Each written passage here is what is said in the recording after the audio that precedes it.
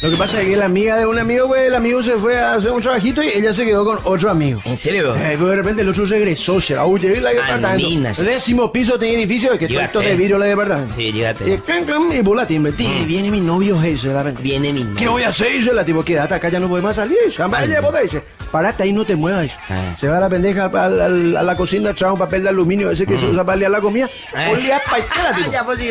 Un rollo olía a paitela, tipo. Robo, ya, pues sí. Oye, vos si tienes robot, está todo plateado, la tipo firme, Pepe. Oye, ¿qué es la novia? ¿Y esto qué es, mi amor? Dice. Ese es un robot que compré hoy del shopping, dice. Un robot, ¿y de dónde? Del shopping lindo, dice. No toque, ¿qué es? Ah. No, vamos a probar. Este vestido agarra, le abre la nalga y atrás, el robot chiquito, le hace una varita y intenta, tipo, métela ahí en su cocho.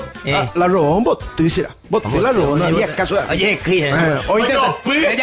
Ya, pues. 2, 3 veces intento, pero no había caso. Mi amor, este es tu robot que compraste, no sirve para nada. Eso. Sí. Abrió la ventana y cuando le iba a tirar el robot por la ventana, le hizo un peso. Intenta de nuevo.